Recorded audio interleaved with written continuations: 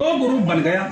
ये सदर मुदर्रिस साहब जो उस वक्त में थे वो बेचारे परेशान थे कि हम क्या करें, वो किसी पक्ष के साथ नहीं थे, दो ग्रुप बना हुआ।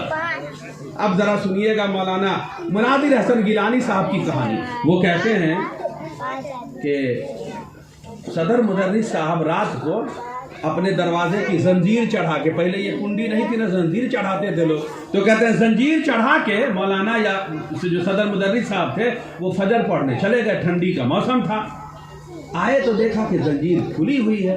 उनको अंदर से लगा कि कितने का जमाना है, दो ग्रुप बना हुआ है साहबजाद में, मेरे दरवाजे को किसने खोल दिया, ये जंजीर उतरी हुई क्यों है। कहते अंदर गए तो देखा कि वो जहाँ पे सोते थे वहां पर कोई आदमी कंबल ओढ़े बैठा हुआ है। ये अंदर से डर गए, पता नहीं कौन होगा। तो कहा कि कौन है आप, कौन है। उसने कहा घबराइए नहीं, आप ही से कुछ बात करने आया हूँ, बैठिए। तो कहते हैं कि बैठ गए। सदर मुदर्रिस साहब बैठे और एकदम टेंशन में पानी पानी हो गया, गर्मी के मौसम में भी पसीना आ गया। कहा नहीं घबराइए नहीं, बैठिए। तो कहा कि आप हैं कौन।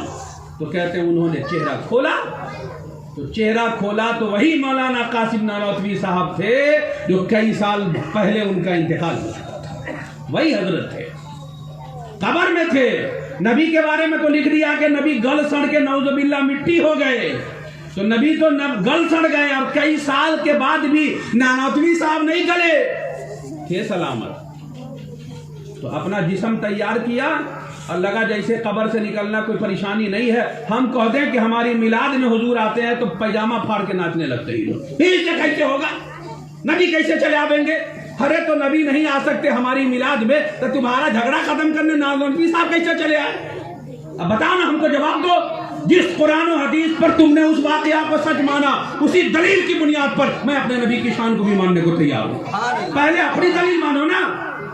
तो क्या लिखा है कि नानोतवी साहब आ गए, चेहरा खोला तो सदर मुदर्रिस साहब ने कहा हजरत आप। अरे रुको रुको, तुमको ये कहने के लिए हम कब्र से आए हैं कि दो ग्रुप उस्ताद का बना हुआ, तुम किसी का साथ मत देना। कौन सही है कौन गलत है इसके चक्कर में मत पड़ना, तुम जैसे न्यूट्रल हो वैसे ही रहना। हफ्ता 10 दिन के बाद फिर सब ठीक हो जाएगा और सारे उस्ताद एक हो जाएंगे। कहा कि हजरत ने उसी पर अमल किया, कुछ दिन गुजरे, सारे मामला ठीक हो गए और पहले जिस तरह सादा मोहब्बत से रहते थे उसी तरह रहने लगे। हजरत ने करम फरमा दिया, सारा मामला खत्म हो गया। आपके यहाँ झगड़ा हो तो कई साल पहले मरा हुआ एक मौलाना निकल के चला आता है, फैसला करके चला जाता है। और हमारे यहाँ नबी आ जाए तो बिदअत हो जाएगा, नबी आ जाए तो गुनाह हो जाएगा। अगर इसी का नाम दीन है तो तुम्हारा दीन तुमको मुबारक हो, मेरा दीन मुझको मुबारक हो। हम नहीं मानते ऐसी बेईमानी वाली बात को। तुम मौलवी की फजीलत मान लेते हो और हम नबी के लिए फजीलत बयान करें, हमसे दलील मांगते हो। अल्हम्दुलिल्लाह हम सब की दलील देंगे, मगर पहले तुम दलील दे दो मुझे। तुम कहते हुजूर खजूर नहीं दे सकते, और तुम्हारा मौलवी झगड़ा खत्म कर देता आके जी। अच्छा और सुनिए, ये कहते हैं कि हुजूर खजूर नहीं देते, हम बताते हैं कैसे हुजूर ने खजूर खिलाया। अपने घर की बात नहीं कहेंगे, हम तो रोजे खाते हैं, अपने घर की नहीं कहेंगे। एक तो किताब है जिसको कुरान से भी ज्यादा पढ़ा जाता है किसी जमात में, उस किताब का नाम है, पहले नाम था तबलीगी निसाब, बाद में उसी किताब का नाम बदल के रख दिया गया फजाइल अमाल। पुराना नाम उसका तबलीगी निसाब है और नए का नाम है फजाइल अमाल।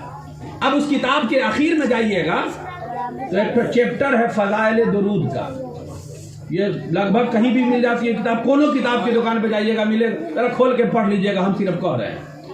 उसमें ढेर सारा वाकया लिखा है जो अकल से बाहर है, मगर एक वाकया जो है वो जरा सा ठीक से समझिएगा। कहते हैं कि एक आदमी मदीना गया, अब भूख से परेशान था।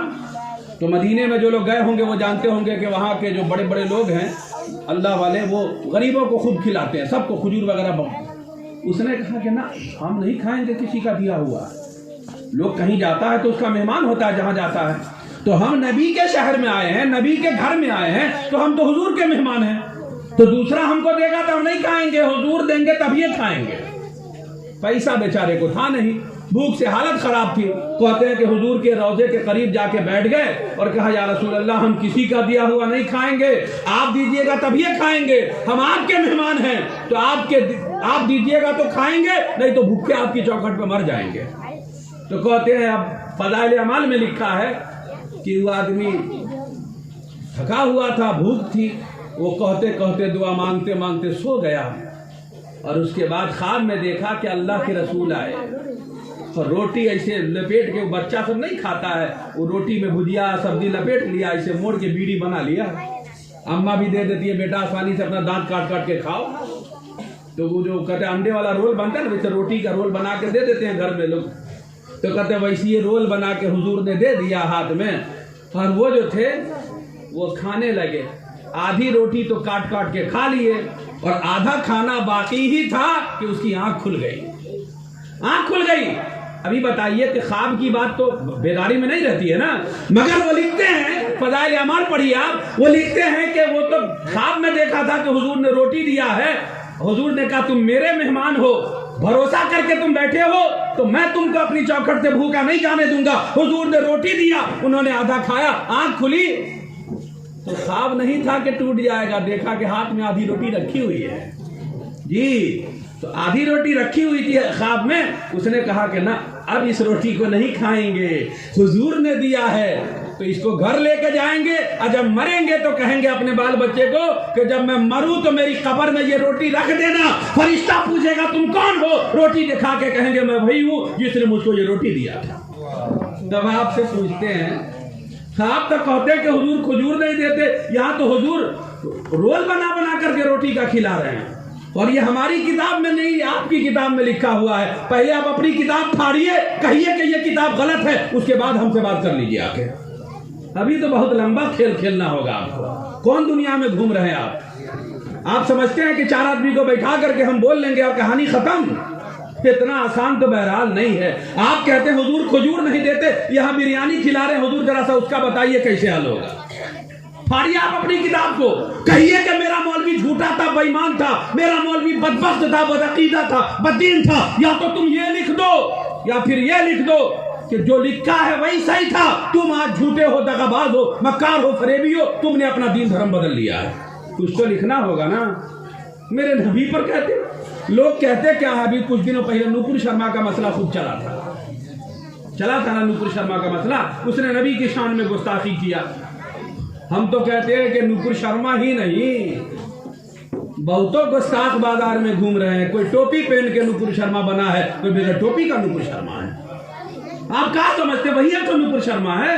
अरे उससे पहले भी बहुतों कमीने गुजर चुके हैं और आज तक बाजार में बहुतों कमीने घूम रहे हैं। उस नूपुर शर्मा को फांसी देने से पहले इनको फांसी देने की जरूरत है। वो बगैर दाढ़ी वाली नूपुर शर्मा है, ये दाढ़ी वाले नूपुर शर्मा है। किस किस को पकड़िएगा आप? वो हुजूर की गुस्ताखी करे तो आप उसको कहते हैं मुजरिम है, अब टोपी कुर्ता पैजामा पहन के और उसके बाद नबी की गुस्ताखी करे तो वो गुस्ताख नहीं है। अगर गुस्ताख रसूल को फांसी देनी चाहिए तो पहले उसको फांसी दो जो गुस्ताख रसूल होने के साथ साथ मुनाफिक भी है।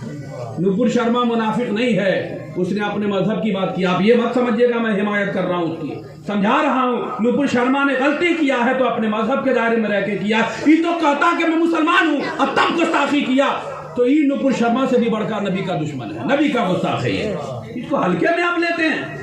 नबी खजूर नहीं दे सकते, अरे खजूर नहीं दे सकते तो रोटी तुमको दिया, तुम फाड़ के फेंको ना। पहले हम एक वाकया सुनाए हैं, सुनाने बैठ जाए ना, अल्लाह की कसम कहता हूं फजर की अजान हो जाएगी। और सारी बात अपनी किताब से मैंने कुछ नहीं कहा आपको, सब उधर से कहा है। तो समझिए, ये कब्र पे भी जाते हैं और इस कब्र को पकड़ के बाबा हमको पीर बना दो, वो भी कराना पड़ते हैं। और उसके बाद इनकी कब्र का मुर्दा बरसों बाद हर झगड़ा छुड़ाने के लिए कब्र से निकल के भी चला आता है और अपने मदरसे को भी बचा लेता है। कहीं पर शिर्क कुफ्र नहीं होता इनके यहाँ। अगर कोई हुजूर को कह दे कि हम आपके मेहमान हैं तो आप ही का खाना खाएंगे, तो हुजूर उनको आके रोटी थमा दे तो रोटी हाथे में रह जाती है, कोई शरीयत नहीं रोकती। और यही बात हम कह दें तो बंदूक लेके खड़े हो जाएंगे, AK-47 उड़ा देंगे पूरे बरेलवी को। अभी तो इतना आसान है कहा, हमारे साथ गौस, हमारे साथ ख्वाजा, हमारे साथ इमाम मोहम्मद रजा, हमको उड़ा दोगे? इतना आसान थोड़ी है। अरे हमसे टकराने के लिए बहुत सोचना पड़ेगा। हम हवा में दीन नहीं चलाते, हम जो बोलते हैं वो साबित करके दिखा देंगे। ऐसा नहीं है कि हम मुंह पे कुछ बोले, पीछे में कुछ बोले। ये तुम्हारी किताब है तो उसमें लिखा हुआ कुछ है, तुम बोलते कुछ और हो। अब तो नया फार्मूला आया, क्या हुजूर तो 12 रबीउल अव्वल को पैदा नहीं हुए। अब कुछ लोग ये भी कहते हैं कि हुजूर 12 को वफात पाए हैं। अब जरा से इसको समझ लीजिए अच्छे से।